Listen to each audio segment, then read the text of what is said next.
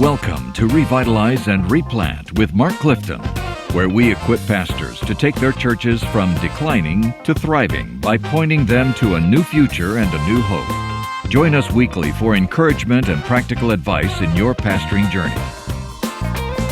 All right, thank you, Dan Hirsch. Dan is not with us right now. I mean, he's with us. He hasn't died or anything. Dan is no longer with us. Tough way to start a podcast. I know. He's out making a whole pickup truck full of money doing more important things than this little podcast. He's doing movie trailers and commercials and all that stuff. But he'll be back, I promise. He'll be back because we love having Dan. He's a dear friend. Been my buddy for my whole life. His dad and my dad were roommates in college and best men at each other's weddings. I've known Dan my whole life, and so cool. we've enjoyed. I planted a church years ago, and he was the music leader. We planted that thing together. Where was that one? That was in Blue Springs, Missouri. Is that right? Yes, and we were young, and I can only imagine. It was not good. We actually convinced our organist. We had an organist back then. We convinced her to play Yellow Submarine for the offertory if she played it real slow like a church song, and she did, and nobody noticed. That's just one of the many things I we can did. only imagine, man. And she played it real slow. And anyway, I'll never forget. People looking around going, I think I've heard this before. That's a beautiful song. Thank you. That was just great. Okay, anyway. This is our friend Chuck Lawless. Are you ready? 13 church members who drive me crazy, which is good because I've got 15 members, and 13 of them drive me crazy. Your whole church. My whole church. 13 types of church members who drive us crazy, all right? And then at the end, we're going to talk about what to do about it. Okay, right? yeah. Let's bust through this. You Basically, ready? we're going to remove them from the membership roll. No, we're not either. That's one strategy. Okay, what are some of the members? See if you have any of these in your church. In fact, get your church directory out right now and circle the pictures of these people. No, I shouldn't say that, but maybe I should. Well, and here's what we know. We love them all. We love them all. Come on. We love them all. Some are harder to love than others, but we love them all. Yeah, we love them all. Whatever you say, Hallock. I'm trying to bring you hope this morning. Whatever you say, Hallock. Okay, but this first one, let's just dive in, because this is a tough one to love. The doom and gloom member. Nothing ever goes right for this member. It's never his fault or her fault, and you don't even like to see this person coming your way, because it's just whatever is going on, it's not going right. There's something wrong. You know, we were that first church that Hurst and I planted in Independence, Blue Springs, Missouri. We built a building. I was in my early 20s. We got land. We built a building. I was so excited, and we were building it ourselves. And it was hot day. We're up there putting the roof on. Hot day. And a bunch of our young men were up there. A couple of them weren't even believers yet. Their wives were coming to our church, but when they found out we were putting the roof on, yeah, they were willing to come help. So we're so excited. These unchurched guys were up there on this really hot day helping us roof this church. And I had this one older member. He drove a Cadillac. He'd have to drive a Cadillac, wouldn't he? Big old white Cadillac. He pulls right up into the yard, right? And he gets out of his Cadillac and he hollers up at us on the roof. He goes, "Hey, what kind of shingles are you guys using?" And the roof was like 3/4 done. And one of those young guys responded the kind it was, "Well, you made a big mistake there, because I'm telling you what, they're not going to last very long." And he got back in his car and drove off. That was it. No encouragement. No encouragement. What are we supposed to do? Rip them all off? I mean, what the heck? And that's the doom and gloom. That's the doom and gloom member. And nothing's ever right. It's not his fault, but you're not doing it right. I love it. That's tough. Okay, here's the next one.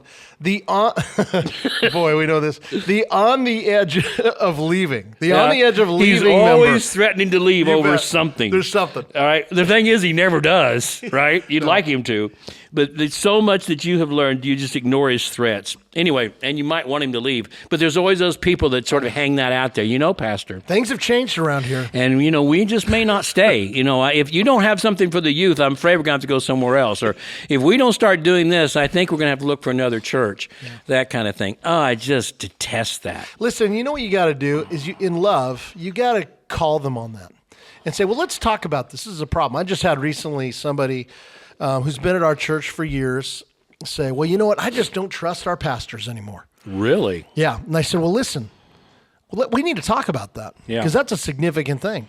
And I think he realized right away he'd kind of taken it a little too far. And well, I don't know if I don't trust the pastors. I just, well, let's talk about it, man, because here's the truth. It's not good for them. Think about it. If they're just constantly unhappy with your church, if they've got a family, their kids are hearing that at home, it's not good for them. It's not good for them spiritually. It's not good for their marriage. And quite frankly, it's not good for the congregation. And so I think with this kind of person, sometimes you just have to have an honest, like just to define the relationship talk with them. And say, where are things at? Can we make this work? Right. Because you know who we are. Well, and again, I do believe that if you're the shepherd, you care for every sheep, right? You don't get to choose the good sheep from the difficult sheep. In fact, the difficult sheep may need the shepherd more than the good ones do, right? More of your time, I should say.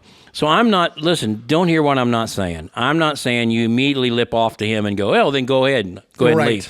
But I think if this becomes a complete habit, I think you do say, well, let me sit down with you.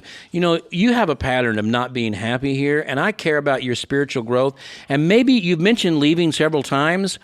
Let me suggest some churches that might be better for you, and I'd be happy to help you make that transition. Yeah, that's really good. That's good. Okay, here's the next one. You ready? Yes. The amateur theologian member.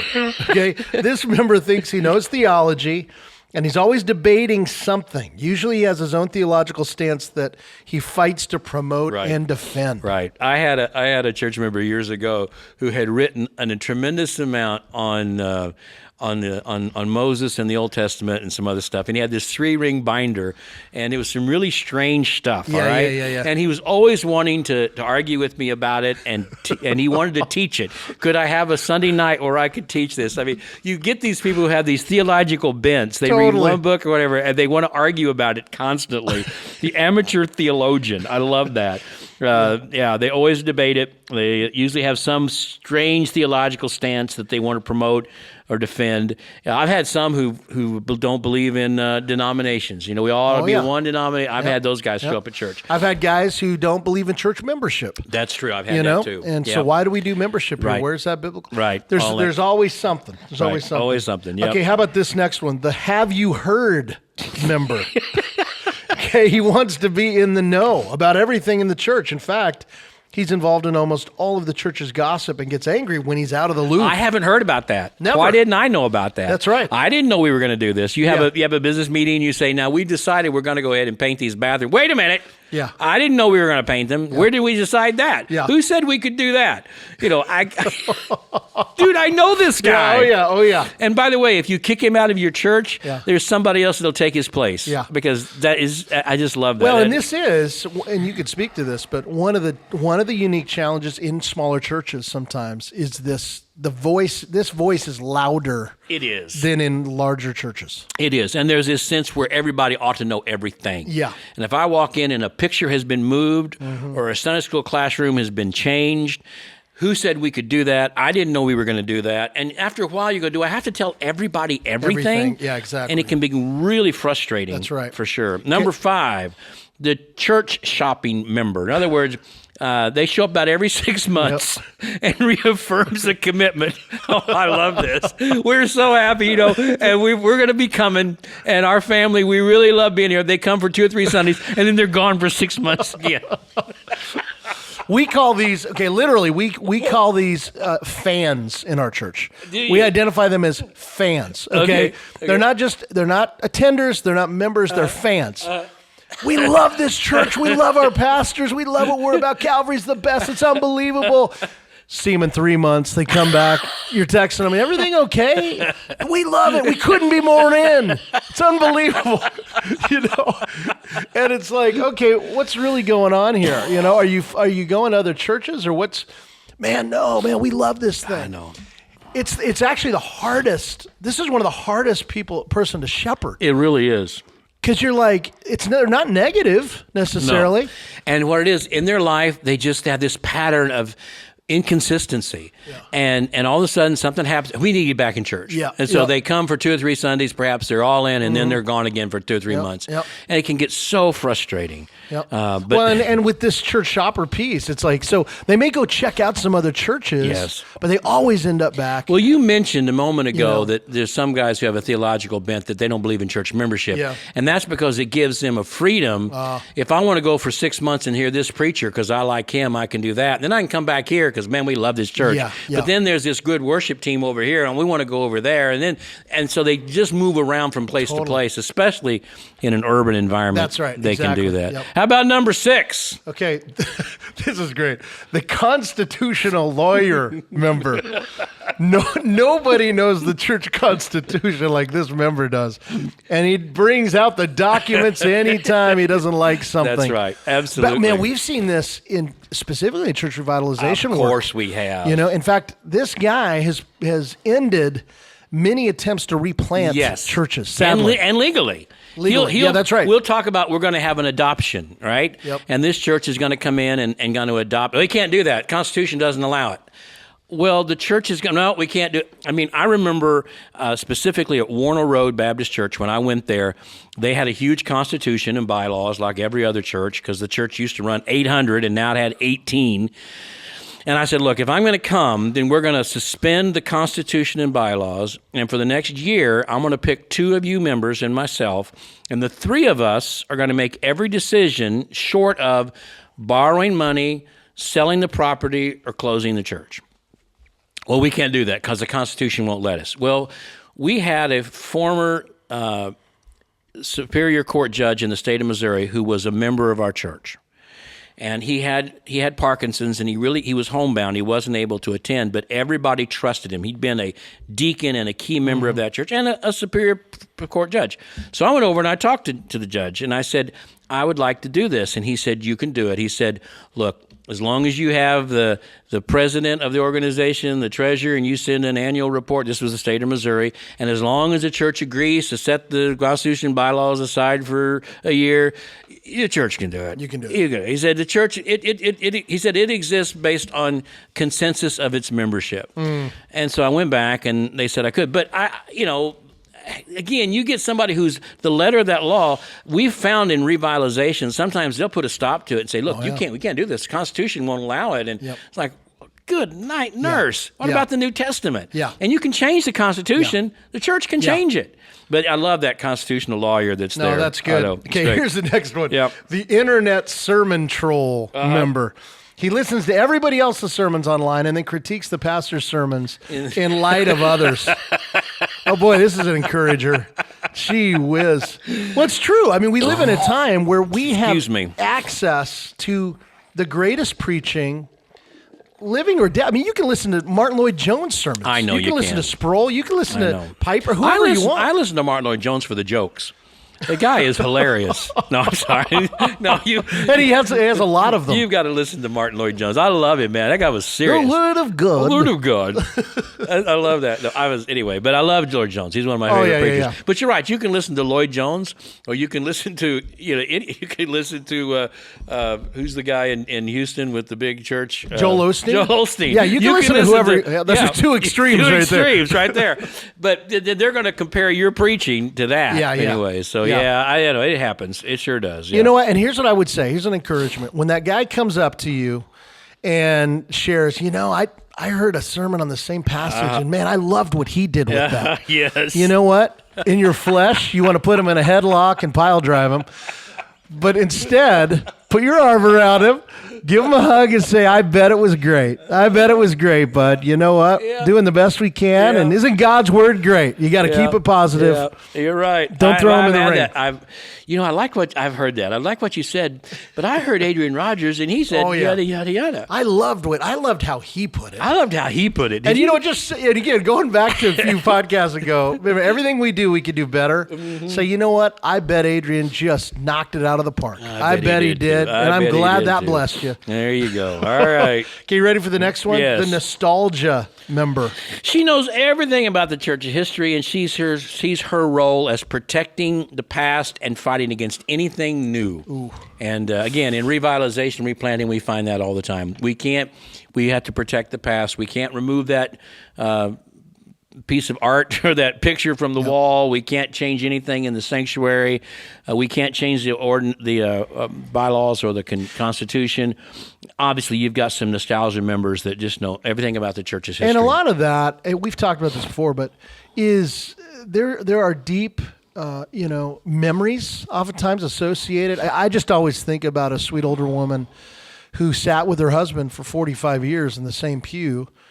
And when you start talking about taking pews out, sometimes it can be the negative, but I get that. I think you've got to shepherd people through that change at the same time. Okay, here's the next one, the unforgiving saint. And that's true. Angry over something 30 years ago, and he's never going to let it go. And he can spiritualize the reason he's angry with it for the best of them. That's you've tough. got people in your church that are just, again, something happened to them decades ago or 6 years ago, and they're never going to let it go. And they're just not going to forgive anybody about it. And if you confront them with forgiveness, well, they've got a reason why they're behaving the way they are. Yeah, totally. Number 10. Okay, here we go. The on-permanent sabbatical member. No matter what you do, this member refuses to serve in the church. I've done my duty in the past. That's right. I'm done. I've put in my time. That's right. All right, I don't have the time right now. Either way, but the permanent sabbatical, I like that. They're just never going to serve. I'm in a season of rest. Dude, you've been there for 12 years. I'm about ready to call out some names here because there have been some people I have talked to, and they have told me that very thing. Right. Every year you go back, hey, I just want to check in, and you've got gifts the Lord's given you. I've done my work. It's time to let other people do it. Let other people do it. Okay, we got three more. The unidentified pot stirrer member. In public, he or she is faithful, loving, and a needed member. Behind the scenes, they're stirring up constant trouble and division. Oh, it's hard. I hear it all the time. That's tough. And you're the last one to know it. I know.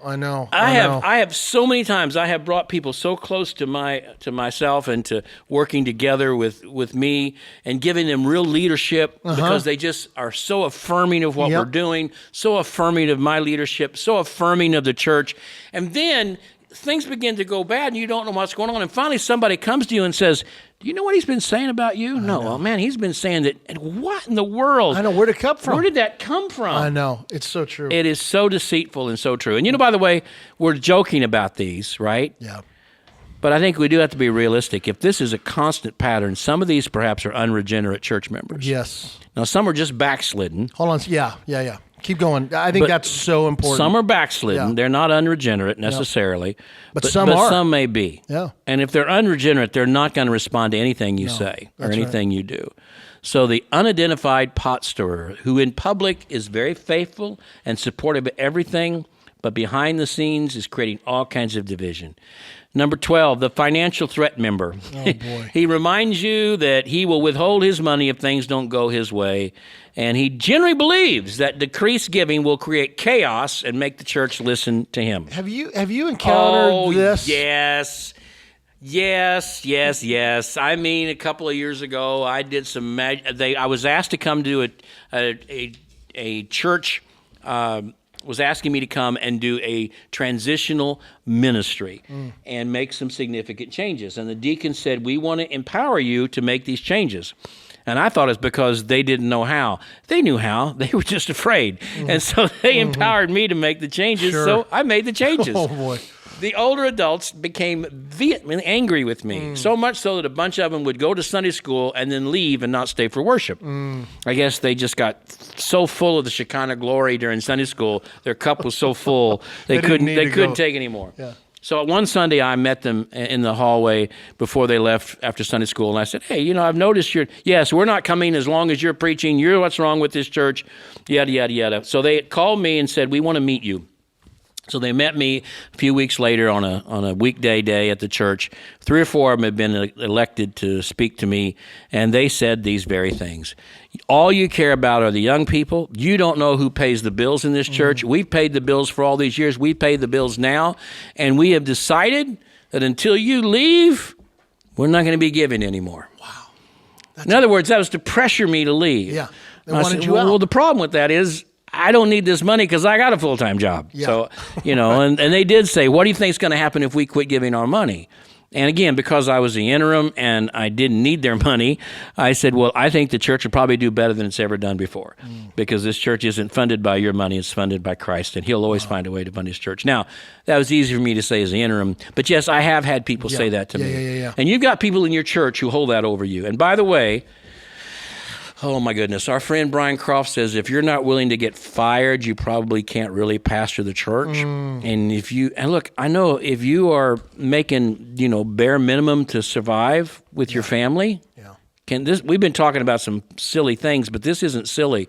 You get a couple of members who make a financial threat, and the church is barely making your payroll anyway, and you got to pay your mortgage, you got to pay your insurance for your kids, you got to pay your car payment, and 2 or 3 of these members come to you and say, Pastor, if you don't quit doing this, we're going to quit giving. That means you're not going to get paid. Yeah. Now, that's serious. That's serious. I'm not trying to make fun of this, but there are those people who will try to create chaos by threatening to hold their money. Yep. Okay, there's one more. The professional critic. This member points out everything that they think is wrong as if they make a living by it and feed off it and magnify the problems. I mean, there are some that doesn't matter what you do. Yeah. You can set up the room one way, they're going to criticize it. You can change the way you preach in this way, they're going to criticize it. You can change the preschool room, they're going to criticize it. The end of the result of this is simply this. God has called us to be the pastor and shepherd to some really difficult sheep. And they're not easy to deal with. And to be honest, folks like these make pastoral ministry less fun. But here's the encouragement. Take time to pray specifically for every member of your church. God will change a few of them. And the ones he won't change, he'll give you the grace to grow and to be the kind of pastor you need to be, even for them. Amen. And that's where you have to look. All right? That's good. All right, so 13 of these. And by the way, if any of them are in your church, man, they all are. We've got them one way or another. And you know what? You're probably not all that great of a pastor anyway. So I used to say to my people, if I knew everything about you, I wouldn't want to preach to you. And if you knew everything about me, you wouldn't want to listen to me. So it's an equal deal. All right, check us out at churchreplanters.com. By the way, I'm hitting the table. Did you notice that? And I've coughed a few times. Yeah. I have a cold, but we don't have a cough button. That costs too much, and NAM won't pay for the cough button. Did you make notes? We're going to remove the cough? We'll leave the cough in there. It adds a certain reality to it. That's right. We like the cough. All right. Check us out at Replanters, churchreplanters.com, and pray for my cough. Thanks for joining us today on Revitalize and Replant. This podcast is brought to you by the North American Mission Board, where we help dying or struggling churches regain health for the glory of God and the good of their communities. If you found this conversation helpful, don't forget to subscribe to the podcast on your favorite platform. To learn more about becoming a replanting pastor or to explore resources about revitalization for your own church, visit churchreplanters.com.